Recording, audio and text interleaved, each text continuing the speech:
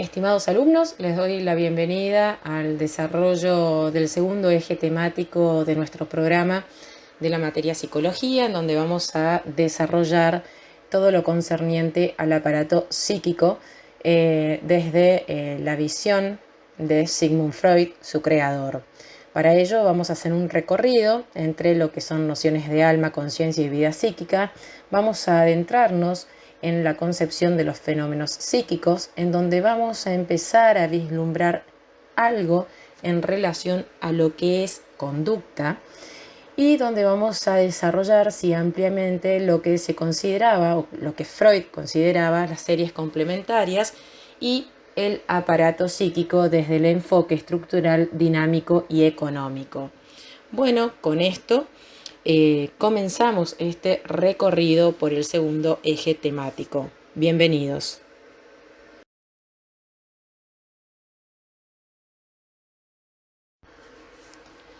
Habíamos dicho que teníamos que hacer un pasaje por nociones de alma, conciencia y vida psíquica, en la cual vamos a decir que alma se utilizó siempre y en la antigüedad como sinónimo de vida.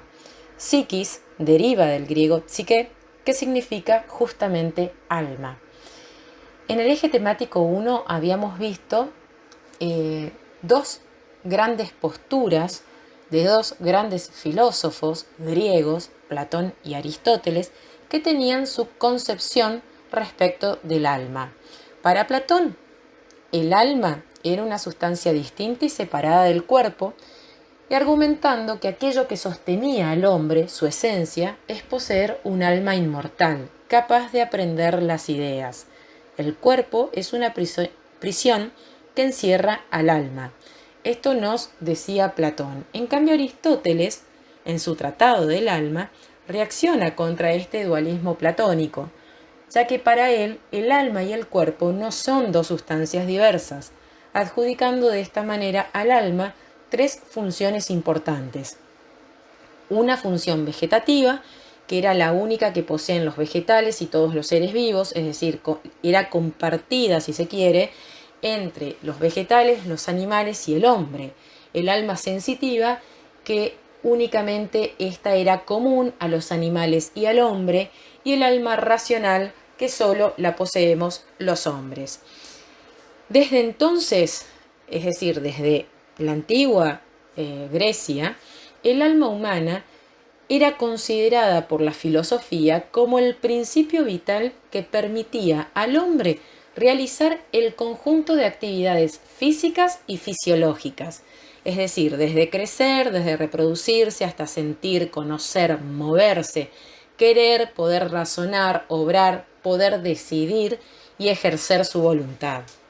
Actualmente la psicología científica no gusta de utilizar el término alma para poder referirse a la totalidad psíquica, por la ambigüedad justamente de sus significados con cuestiones teológicas.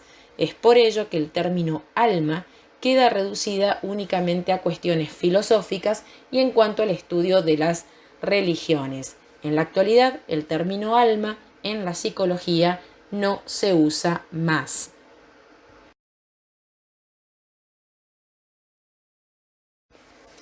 Así llegamos a otro término dentro de lo que es la psicología, que es el de conciencia.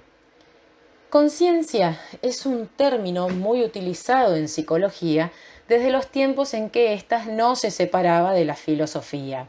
Es por ello que se presta a interpretaciones contradictorias.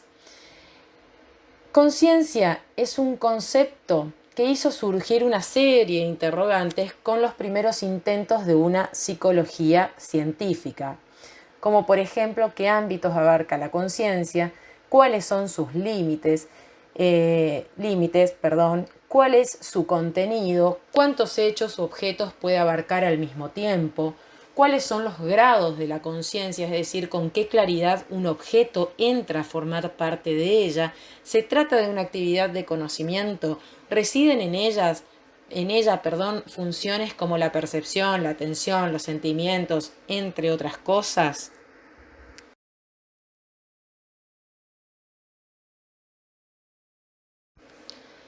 Frente a toda esta serie de interrogantes que se han hecho en cuanto, o sea, desde la antigua Grecia, con los filósofos hasta la actualidad, fueron preguntas que hicieron surgir posibles respuestas en su momento. Los asociacionistas concebían a la conciencia como un mosaico de elementos que estaban unidos entre sí por lazos o nexos de asociación o asociativos. A fines del siglo XVIII y principios del siglo XIX, cuando surgieron experimentos de laboratorio que intentaban hallar las respuestas, se destacaron entre ellos Gemelli y Zunini, diciendo de que la conciencia es algo autónomo, individual, vivo y en continua transformación y renovación. La conciencia varía continuamente la amplitud de la propia extensión, eliminando unos contenidos y adquiriendo otros nuevos, organizándolos en su estructura total. Estos autores sostenían que el material no se acumula desordenadamente, como lo afirmaba el asociacionismo, sino que se integraba a una unidad sistemática y orgánica. Es este un carácter distintivo de la conciencia, según estos autores, por el que toda percepción, todo sentimiento, todo acto nuestro adquiere su significado, mucho más por el que tendría por sí mismo, por sus relaciones con los otros hechos de la conciencia y con el fin hacia el cual va dirigido. Otro autor que se destacó y que aportó a la conceptualidad de la conciencia ha sido Brentano, que Brentano entendía la conciencia como pura intencionalidad y entendía, por tanto, que toda conciencia es conciencia de algo. Sostenía este autor que no puede concebirse conciencia sin contenido, ni contenido alguno sin conciencia que lo aprenda. Otro de los autores destacados en esta oportunidad fue George Mead, que tenía un enfoque desde el conductismo social y pregonaba, este autor, la diferencia entre conciencia y conciencia de sí. Sostenía que la conciencia de sí es lo que distingue al ser humano del animal. Aparece esta como conciencia corporal primero y luego se va modificando a través del proceso de socialización, cuando el niño comienza entonces a internalizar las actitudes de los otros hacia él y a reaccionar frente a ellas, proceso que se ve facilitado a partir de la aparición del lenguaje. En la actualidad, el término consciente o conciencia se refiere a una cualidad de la conducta y es importante que nosotros destaquemos esto. Hoy en día, en la psicología científica, hablamos de conciencia o consciente a una cualidad de la conducta, es decir, la conciencia no existe como objeto aparte de una conducta, sino que existen conductas o fenómenos más o menos conscientes. Esto es un dato importante y que hay que tenerlo en cuenta y hay que conservarlo para los próximos desarrollos.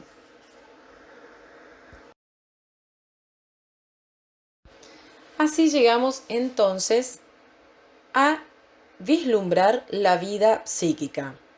La vida psíquica se manifiesta a través de la serie ininterrumpida de los fenómenos psíquicos, ya sean estos intelectuales, afectivos y volitivos. En esta concepción se destacó un autor que es Nicolai Hartmann, que va a teorizó respecto de la ubicación que debiera tener un nivel psíquico entre los demás aspectos de la realidad. Y considera que para ello existen 4 estratos entre lo real, entre lo que es la concepción de lo real, lo espiritual, lo psicológico, lo orgánico e inorgánico. Y va a establecer diferencia entre cada uno de ellos. Va a decir que lo inorgánico es aquello que es carente de vida. Lo orgánico es aquello que tiene vida. Lo psíquico son los procesos propios del ser humano y lo espiritual son todos los contenidos objetivos de la vida colectiva del espíritu, ya sea, por ejemplo, todo lo que tenga que ver con las ciencias del lenguaje, las ciencias del derecho, del Estado en sí, ciencias sociales e históricas, el arte, la literatura o la filosofía. Nikolai Hartmann destacó que para poder tener una concepción o para poder estudiar lo que implicaría un fenómeno psíquico, había que tener en cuenta entonces estos estratos en donde se vendrían a manifestar los fenómenos psíquicos, que es una realidad. Hartmann afirma que el psicologismo cometió el error de reducir toda la vida espiritual a la vida psíquica.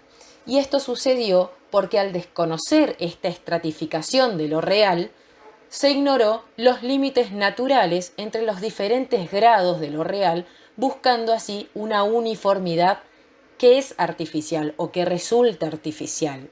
Por eso el psicologismo borró la independencia de estos estratos y no tuvo en cuenta las leyes propias de los procesos psíquicos, que son distintas a las leyes que rigen los contenidos de la vida del espíritu.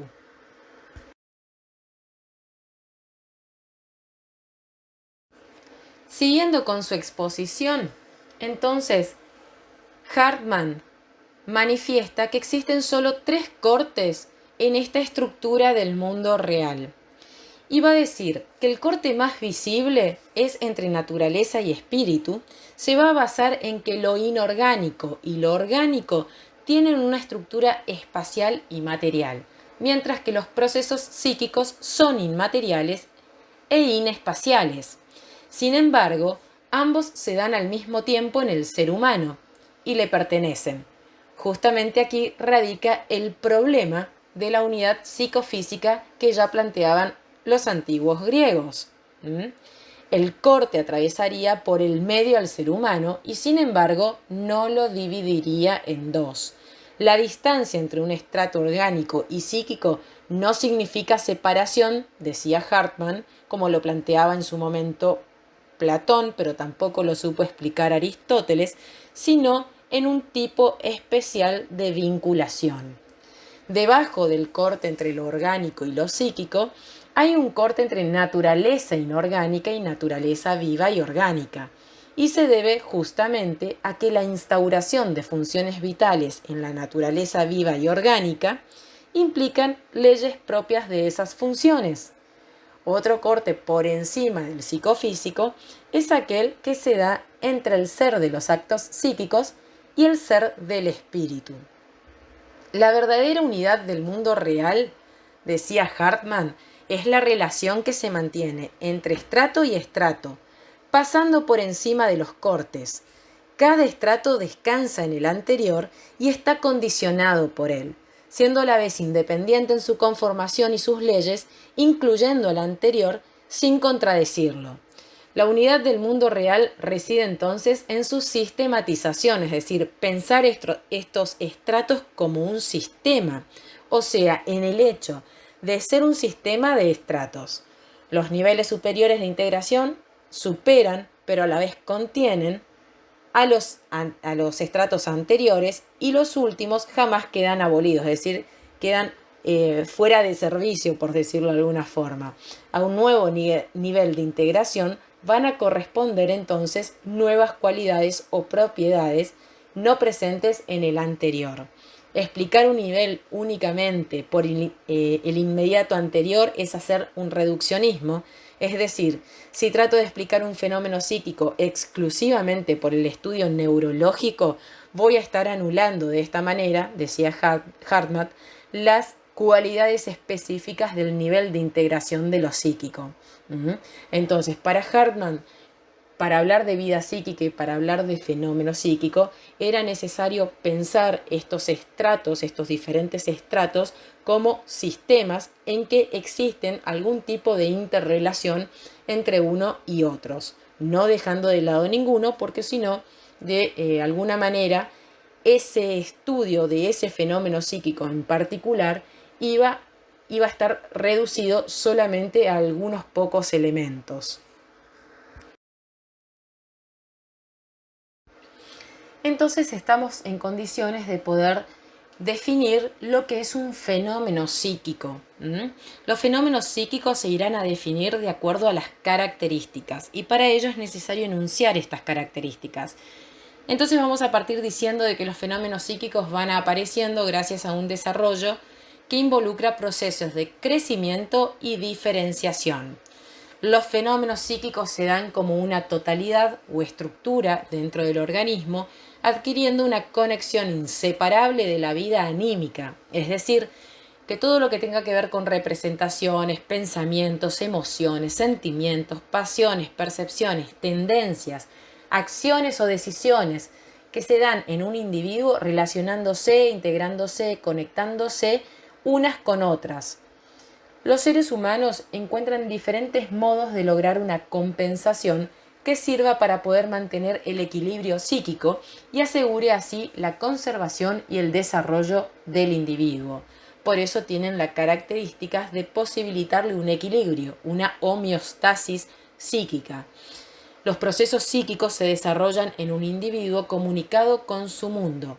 Comienzan en el momento en que se ponen en contacto el mundo interior y el exterior. Una de las características más importantes de los fenómenos psíquicos es su poder de adaptación, es decir, permiten a los seres humanos adaptarse. Los seres humanos tenemos la posibilidad de adaptarnos, de adaptar nuestro organismo biológico, por ejemplo, a los cambios del medio, con lo cual aseguramos de esta manera nuestra conservación. De la misma manera, desde el punto de vista psicológico, funciona continuamente su capacidad de adaptación, utilizando otras herramientas que son llamadas herramientas psíquicas, como por ejemplo los mecanismos defensivos. Otras de las características de los fenómenos psíquicos es su carácter dinámico. La psicología profunda, es decir, el psicoanálisis, demostró que nuestras conductas no pueden ser explicadas con una simple relación mecánica entre causa y efecto, con la intervención del mundo que nos rodea, sino que tiene además importancia enorme toda nuestra historia vivida hasta ese momento. Por lo tanto, entra a jugar un papel muy importante la motivación de la conducta, que es lo que vamos a ver seguidamente. Otra de las características de los fenómenos psíquicos es su temporalidad.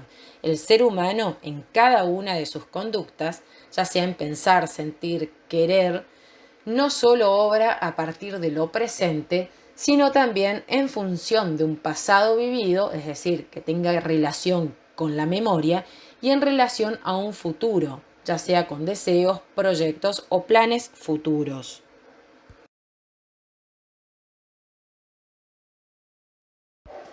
Entonces, ahora estamos en condiciones de decir que el término de fenómeno psíquico escapa a la definición tradicional tanto a los límites impuestos por el conductismo. Para la psicología científica, el fenómeno psíquico expresa todas las manifestaciones con las que el sujeto responde a los distintos estímulos del medio de acuerdo con su pasado y en función a un proyecto de vida, es decir, a un futuro.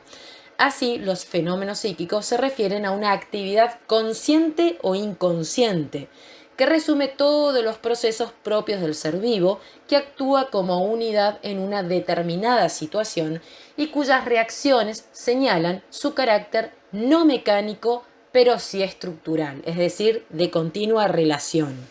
De acuerdo a lo expuesto anteriormente sobre vida psíquica y fenómenos psíquicos, entendemos que la actividad psíquica comprende a todos los fenómenos psíquicos, tanto los conscientes como los inconscientes, incluyendo a la actividad reactiva del organismo como totalidad.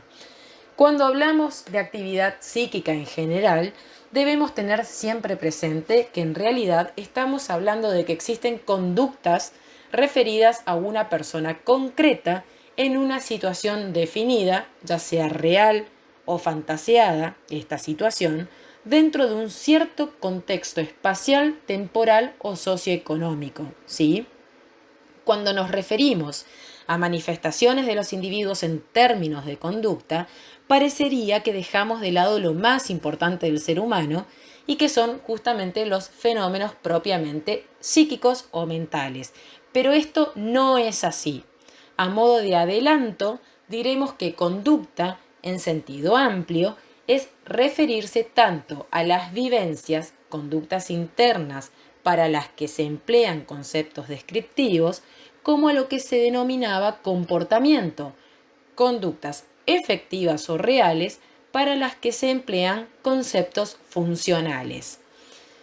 Se va a denominar así conducta a la totalidad de las reacciones del organismo en la situación total en la cual se manifiesten. Pero esto vamos a ampliar en el eje temático número 3, que es exclusivo de conducta.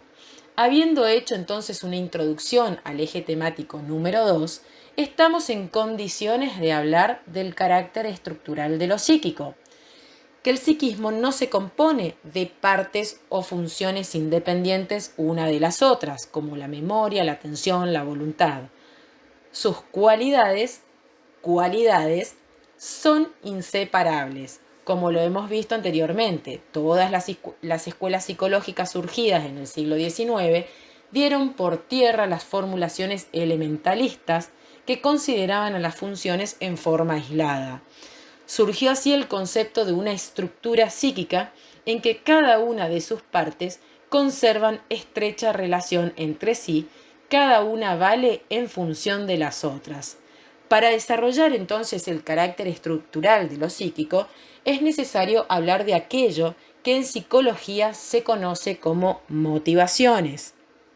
La mejor manera de explicar el problema de las motivaciones, siempre en relación de las conductas, es definir el estudio de las mismas como el estudio de los por qué. Para facilitar el estudio de una conducta cualquiera, podemos considerarla en su unidad de análisis, es decir, como una conducta molar. Conducta molar son aquellas conductas o interacciones complejas entre conductas en una situación o tarea en particular y un organismo. Es decir, cuando existe interacción entre individuos y el medio en el que están inmersos. A eso nosotros vamos a denominar la conducta molar.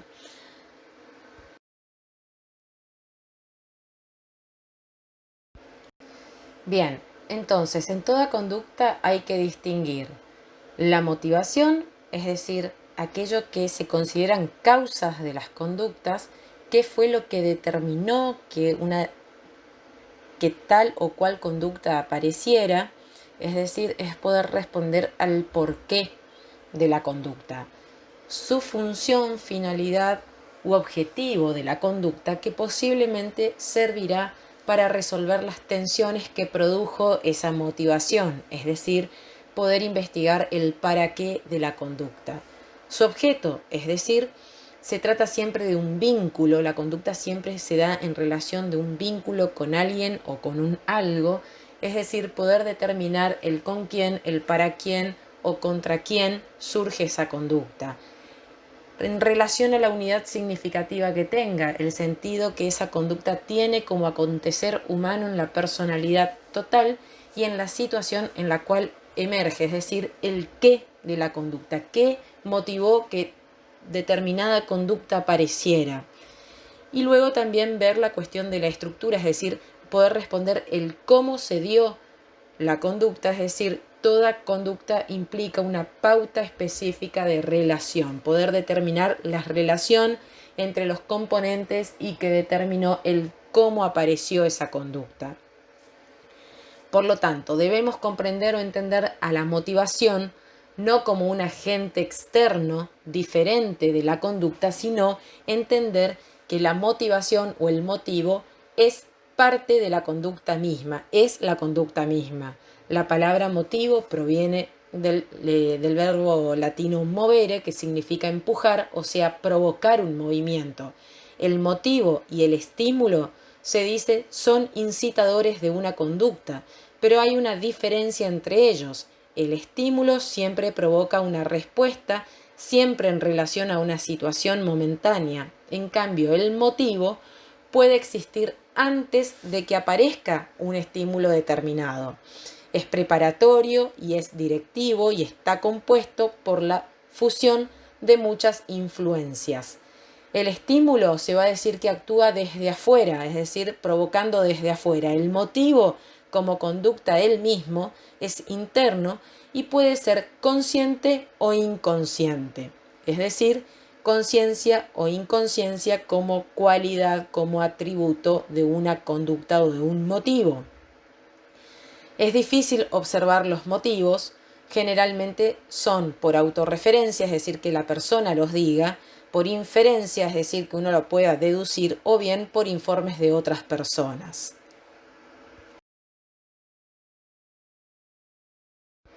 En psicología no se puede hablar de un solo motivo.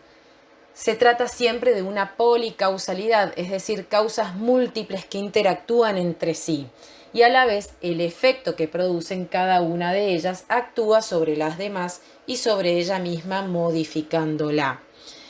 Fue Sigmund Freud quien demostró el carácter causal de los fenómenos psíquicos con el estudio de los sueños, los actos fallidos, entre otras cosas que investigó, pero se destacó en la postulación que hizo en relación a la explicación sobre los procesos psicopatológicos que actualmente se usan en psicología. Freud dijo que en todo individuo actúa una disposición, es decir, un núcleo afectivo, ¿sí? Y esa disposición surge o se forma por la interacción de tres factores en el individuo: los factores congénitos y hereditarios, por un lado, y las primeras experiencias infantiles por el otro.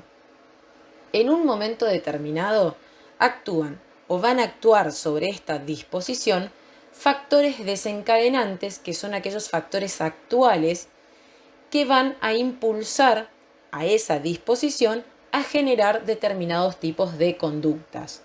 A esta explicación Freud denominó series complementarias.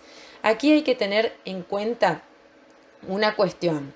Los factores congénitos hereditarios más las experiencias infantiles van a generar esa disposición, es decir, ese núcleo afectivo en el cual se va a depositar o se va a formar la base de la personalidad de una persona, ¿sí? Pero a su vez, esos factores desencadenantes o actuales no actúan porque sí, sino porque esta disposición acentúa, promueve o estructura la actuación de determinadas causas externas, y estas a su vez pueden modificar la disposición. Es decir, no es algo que quede fijo o estático, sino que en eso consiste el dinamismo que existe en la personalidad, en las conductas, ¿sí? El factor desencadenante es externo, mientras que la disposición es interna. Ahí está el estímulo y está lo que veníamos hablando de la motivación. Sin embargo, la experiencia infantil, que forma parte de la disposición, cuando se generó, fue externa en el momento de producirse hasta que se instauró. ¿Por qué? Porque formó a la disposición, generó esa base que se va a considerar después lo que es la formación o la base o el núcleo afectivo de la persona, que es la personalidad.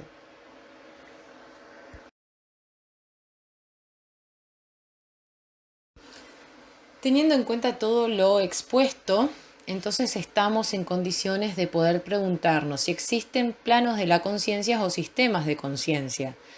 Entonces aquí podemos decir que la actividad psíquica determina la aparición de estados psíquicos o de fenómenos psíquicos, siempre cambiantes en base a las necesidades o intereses de los sujetos. Esa selectividad, si se quiere, entonces, de nuestro mundo interno, en la cual nosotros vamos a poder decir que este mundo interno que nosotros tenemos no es una copia fotográfica fiel del mundo externo, ni tampoco una serie de elementos psíquicos limítrofes.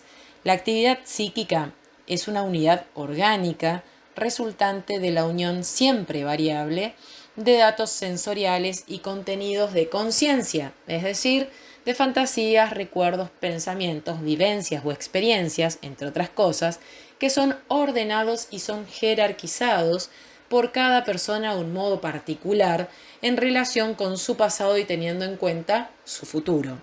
Es importante entonces aclarar que al hablar de estratos o planos de la vida psíquica y a los fines didácticos y explicativos, vamos a hacer esa distinción o esa separación, porque es erróneo pensar que lo consciente está por encima de lo inconsciente, tanto en términos de valor como en términos de espacio. Consciente o inconsciente no son más que cualidades de la conducta, es decir, atributos que las conductas mismas van a tener. O sea, una conducta va a ser más o menos consciente. Solo se habla entonces de manera figurativa en cuanto a planos diferentes de la conciencia. Para esto entonces vamos a decir que van a existir un foco de conciencia o plano focal que va a corresponder a aquellas actividades y contenidos psíquicos que se perciben con mayor claridad y nitidez, aquello que es momentáneamente el centro de nuestra atención, de nuestro interés consciente.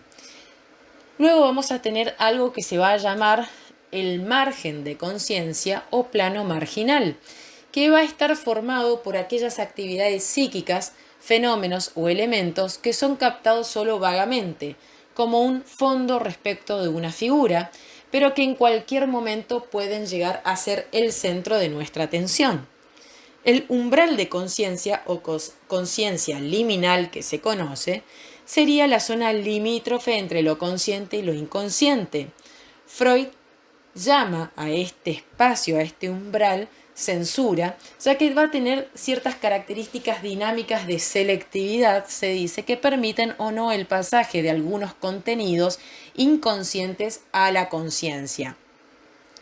El preconsciente corresponde entonces a aquella parte de lo inconsciente que es susceptible de hacerse consciente en forma más o menos espontánea, y aquí se va a incluir a los recuerdos, pensamientos, imágenes, deseos, algún tipo de conocimiento que el sujeto puede evocar con mayor o menor esfuerzo. El hecho de que estos elementos no estén presentes en nosotros todo el tiempo es lo que nos va a permitir, si se quiere, concentrarnos en aquello que resulta más importante en cada momento, reteniendo lo demás para un futuro o eventual concienciación, se llama, es decir, ese proceso de hacerse consciente. El inconsciente comprendería entonces a aquellos contenidos que jamás fueron conscientes y que nunca van a llegar a hacerlo, de no mediar, por ejemplo, una situación excepcional, como ser, por ejemplo, que en un tratamiento psicoanalítico, es decir, en un tratamiento de psicología profunda, se trabaje en determinados contenidos. Con respecto al plano inconsciente, es que se da la mayor discrepancia entre los psicólogos tradicionales y el psicoanálisis de Freud, mientras que para la psicología tradicional había una especie de continuidad entre lo consciente y lo inconsciente, con una diferenciación de grados de nitidez, claridad y grado de concienciación. Para la escuela psicoanalítica debiera hablarse de sistemas, es decir, hay sistemas de conciencia que se diferencian entre sí porque responden a una dinámica distinta y se rigen por leyes específicas. No son las mismas leyes que se rige el sistema consciente, preconsciente o inconsciente.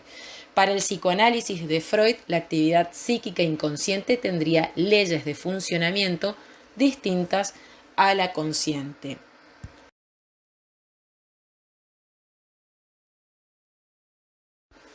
Así llegamos a lo que Sigmund Freud estipuló respecto de la estructuración del aparato psíquico, diciendo o estipulando de alguna manera o enunciando dos hipótesis fundamentales. Las dos hipótesis fundamentales que dieron sustento a la estructuración del aparato psíquico es la primera hipótesis, el principio del determinismo psíquico.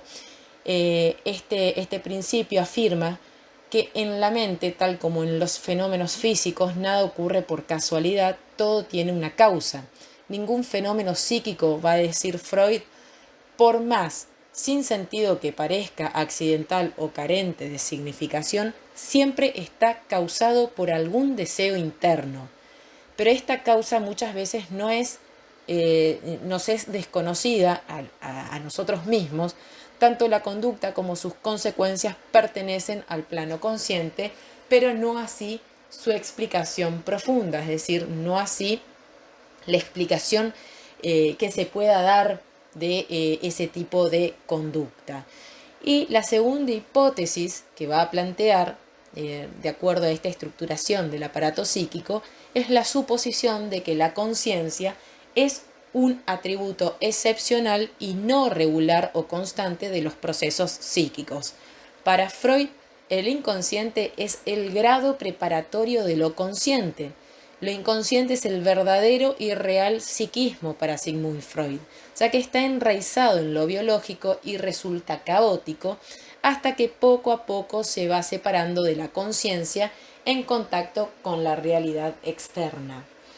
Así, Sigmund Freud presenta su sistema inconsciente, a lo cual él denominó primera tópica a esta formación de sistema inconsciente, preconsciente, consciente. El sistema inconsciente para el psicoanálisis, entonces, los procesos psíquicos son esencialmente inconscientes, en cuanto es inconsciente la primera forma de actuación del psiquismo, es decir, cuando nacemos, todo es inconsciente. Al modo de actuar del inconsciente, Freud lo denominó proceso primario y lo caracterizó por la ausencia de cronología, es decir, solo existe el presente, no hay pasado ni futuro, el factor temporal puede estar entremezclado, tiene ausencia del sentido de contradicción, es decir, coexisten al mismo tiempo sucesos antitéticos, es decir, sucesos que son incompatibles o contradictorios entre sí. El sistema inconsciente se expresa simbólicamente, va a decir Freud, es decir, un elemento cualquiera de la vida real puede aparecer expresado simbólicamente o representado con otra figura o en otro elemento. La realidad la realidad interna tiene mayor peso que la externa, dado que se ignora la realidad externa que contradiga a la interna. Él siempre daba un ejemplo. Un loco que se cree Napoleón se comporta y habla como si realmente lo fuera y cree auténticamente estar dirigiendo sus ejércitos, ignorando de esta manera cualquier realidad externa que lo contradiga. Predomina en el sistema inconsciente el principio de placer, ya que no tiene posibilidad de espera, es decir, no tiene tolerancia a esperar para el logro de sus satisfacciones. El sistema inconsciente siempre va a buscar la satisfacción inmediata sin pensar en las consecuencias. La teoría psicoanalítica considera que los procesos psíquicos son esencialmente inconscientes y que antes de hacerse conscientes deben sufrir toda una serie de transformaciones.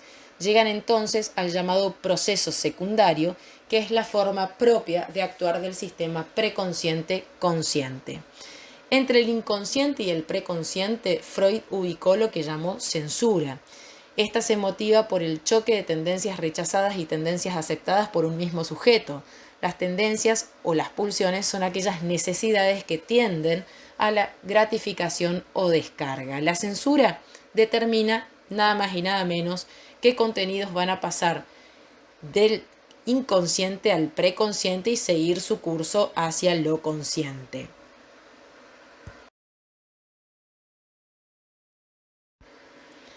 El sistema preconsciente, en la estructura hipotética del aparato psíquico de Freud, es el sistema que se ubica entre el sistema consciente e inconsciente, es decir, es una estructura intermedia, si se quiere. Es un sistema que contiene elementos que proceden del inconsciente y se dirigen al inconsciente, como también contiene impresiones del mundo exterior que conserva en su interior, ya sean mediante representaciones fonéticas o verbales, que formó extrayéndola de la realidad a través del sistema consciente, único sistema que se encuentra en contacto con la realidad.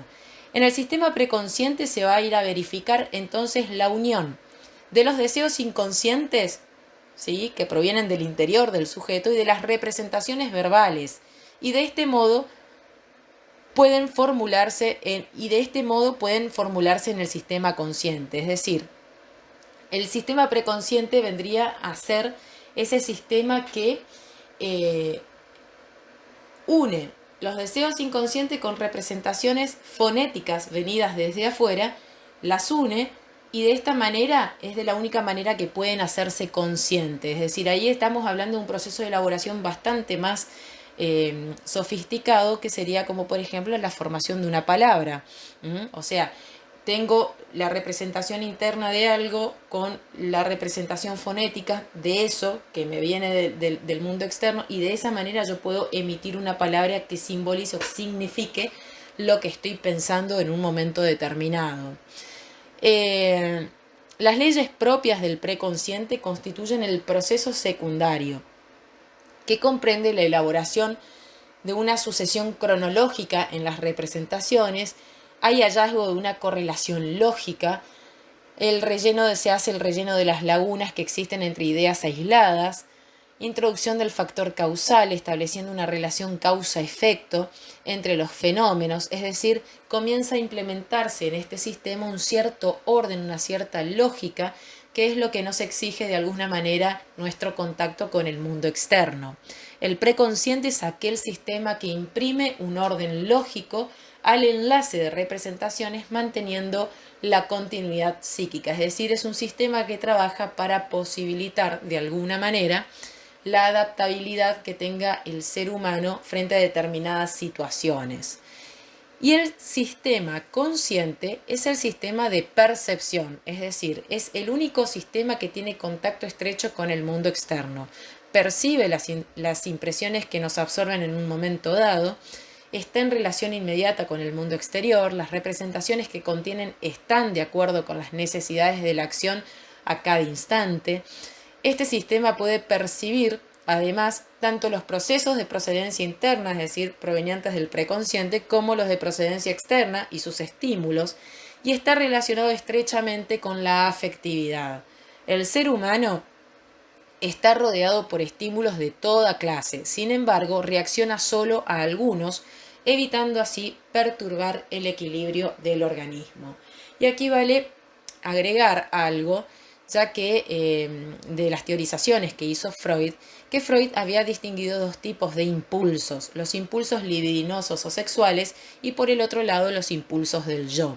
Los impulsos del yo se oponían a los impulsos sexuales o libidinales y su finalidad era preservar el yo.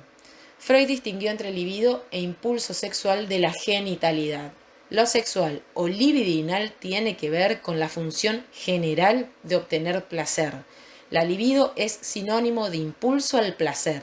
Para Freud, la influencia del impulso sexual o libidinal fue decisiva a la hora de formular su teoría. Para Freud y sus seguidores, las características sexuales se observan en casi todas las actividades humanas, desde bañarse, comer, llevar adelante una creación artística, un ceremonial religioso, cuestiones de poder interactuar en instituciones públicas o políticas, sociales, entre otras. Todo lo que genere, de alguna manera, la obtención inmediata del placer.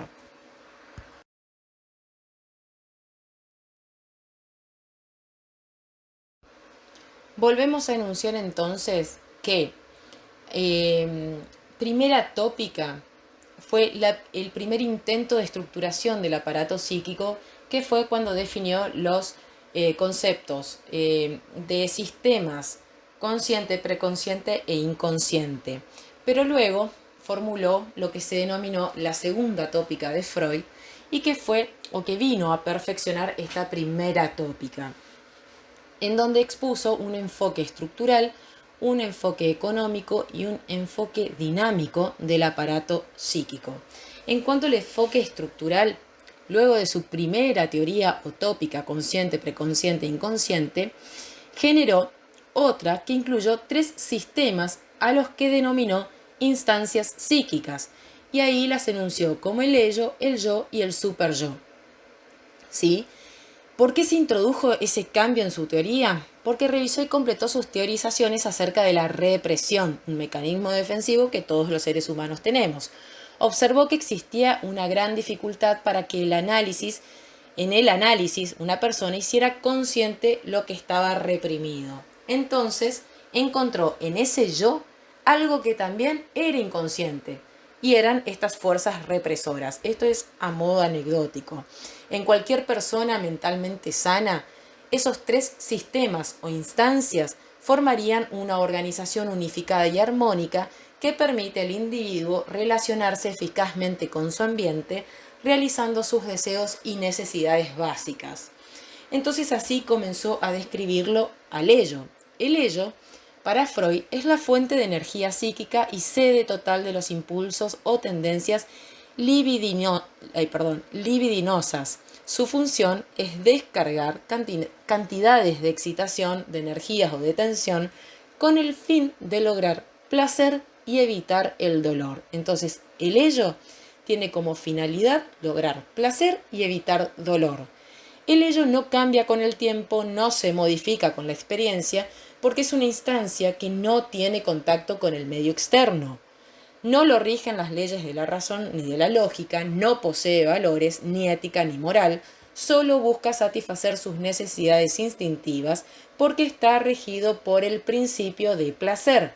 El ello no piensa, solo desea y actúa. En cambio, el yo es la parte ejecutiva de la personalidad. Es originariamente una parte del ello modificada en su contacto con la realidad externa. Se va a regir por el principio de realidad. ¿Por qué? Porque está en contacto con el exterior, que hace que pueda postergar la descarga, o sea, posterga la descarga de energía hasta tanto sea el momento adecuado. El yo puede tolerar tensiones, puede planificar, o sea que desarrolla el pensamiento y la razón. Una parte del yo puede ser inconsciente, es por este motivo que Freud no lo identifica en su totalidad con el sistema consciente.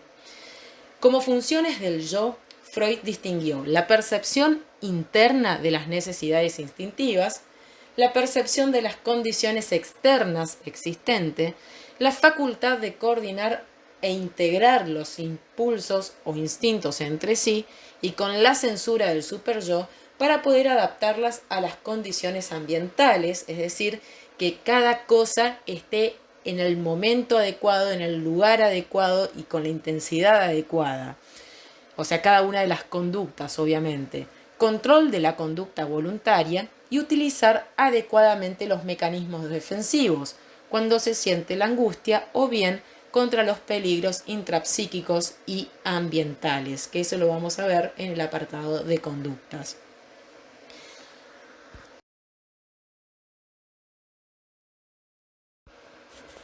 Continuando un poco con estas instancias psíquicas que desarrolló Freud en su segunda tópica y que va a tener que ver con lo estructural, con la característica estructural del aparato psíquico, lo tenemos al superyo.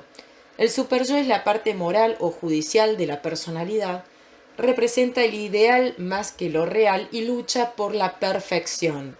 Se desarrolla a medida que el niño asimila de sus padres normas sobre la que es bueno, sobre aquello que es bueno o lo que es malo. Esas normas, una vez que se internalizan en este niño, le permiten comportarse de manera de asegurarse la aprobación paterna y sentirse querido. El superyo contiene dos sistemas, la conciencia moral y el ideal del yo. Este último representa aquello que el sujeto debe ser para poder responder o estar a la altura de este superyo. Las recompensas o castigos, cualesquiera sean sus orígenes, son condiciones que aumentan o reducen en la vida mental las tensiones internas. El superyo es el representante interno de valores o ideales tradicionales de una sociedad en la cual uno se desenvuelve y que se transmiten de padres a hijos. Así como el yo se forma a partir del ello y su contacto con la realidad, el superyo se formará a partir del yo.